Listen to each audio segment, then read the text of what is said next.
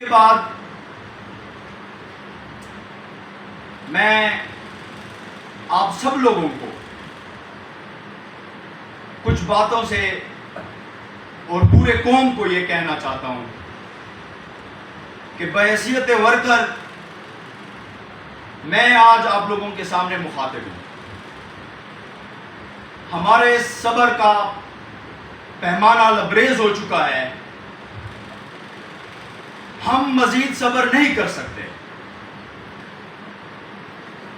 ایک بار جلسہ منسوخ ہوا، دوسری بار جلسہ منسوخ ہوا، تیسری بار جلسہ منسوخ ہوا، اور تیسری بار جلسہ وہ منسوخ ہوا کہ اسلام آباد انتظامیہ نے اسلام آباد ہائی کورٹ میں انڈورسمنٹ دے کر کہ آپ لوگ 22 تاریخ کو جلسہ کریں، تب بھی 21 کو NOC منسوخ کر کے